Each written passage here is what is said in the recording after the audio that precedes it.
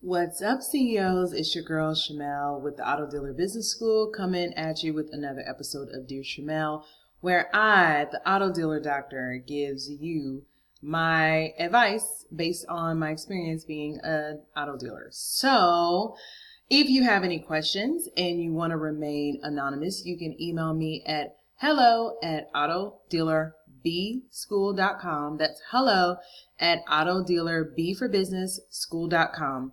If you have no issues with being anonymous, then just post your questions in the comments below. All right, first question. What is the biggest mistake you see people make? And I'm assuming like as an auto dealer in the auto dealer industry, in the auto dealer business, etc. So I would have to say the biggest mistake I see people make is having too many hustles at the same time, like spreading their resources. So, I talk to a lot of people, and I think that it's a natural way to progress as an entrepreneur is to either like invest in real estate or be interested in being an auto dealer or both, or want to do both businesses. Like I see how people come to that conclusion that those two businesses complement each other, because I believe they do. But I see people trying to build their real estate business and their car business at the same time. And the problem with that is your resources are spread too thin. And resources meaning your time and your money. Okay, so you don't want to invest everything you need to invest in your auto business because you got real estate deals that you're trying to close, or, you're doing whatever else you got going on. And I hear that the argument is, well, it takes multiple streams of income to be a millionaire or to be rich or to be a true CEO or true entrepreneur.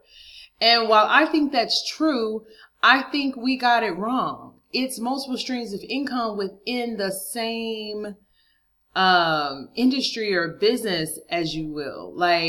And I think that I heard once that multiple streams of income is not a tool to get rich.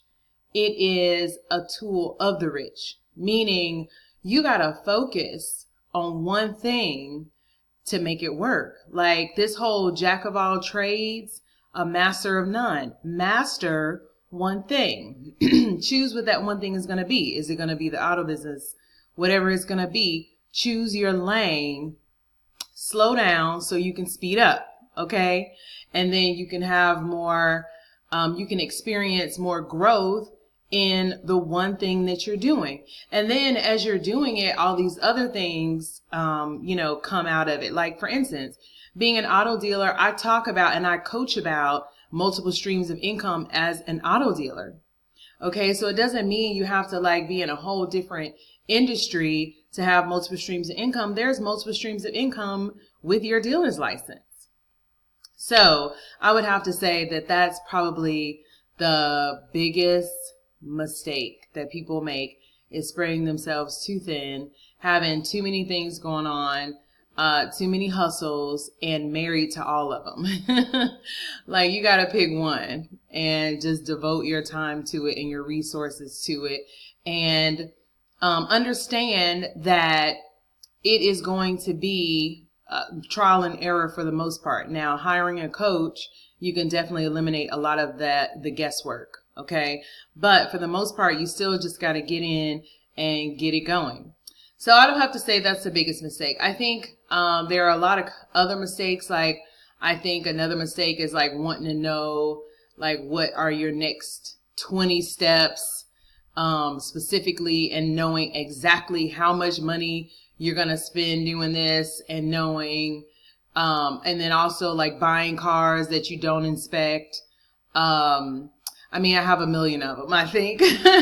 So I may do a Mentoring Monday talk in the group about what are the mistakes I think dealers make. So if you haven't joined the Auto Dealer CEO group on Facebook, then I'll put the link in the description, because you need to join and participate in the Mentoring Monday discussion. Okay, next question. What's the best way to use Dealer Shield? Okay, so If you don't know what Dealer Shield is, I describe it as insurance for car purchases, for dealer car purchases. Okay, so basically, you are able to purchase this protection plan so that if for any reason you want to return a vehicle to the auction, you can. Okay. How I think Dealer Shield should be used, to be honest, is I think it should be used during auto broker deals. I think that if you're buying a customer a car specifically with their specifications, whatever, and for whatever reason that car doesn't pan out, you have already built in the insurance to return that car, and you've already made money on the transaction anyway. So I think that that's the best way to use Dealer Shield. Now, how I see dealers using Dealer Shield is like this. I see dealers using Dealer Shield in lieu of having their own inspection process for vehicles. So instead of knowing how to pick a good car, they'll use Dealer Shield so that, oh, well, I'm not going to learn how to pick a good car. I'm just going to pay for Dealer Shield and then I can return the car for whatever reason.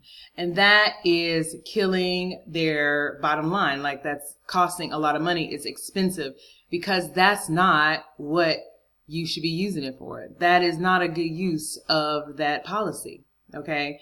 You need to learn how to pick good cars so that you don't have to have a contingency plan for not having a process. Okay. So did I answer the question? What's the best way to use Dealer Shield? Yeah, I think auto broker deals is the best way to use Dealer Shield. I would have to say, maybe, and I have to think about other reasons why I would use Dealer Shield. I do not use Dealer Shield because I have a process to pick cars and I am pretty confident in my process. All right, so next question. What are ways I can make more money so I can move into a location? Like a lot. So ways to make more money. Okay, so the scenario I see is like you got into this business, maybe you have a small office and you're trying to build it up to move into a lot so you can do more business, you can have more inventory, etc.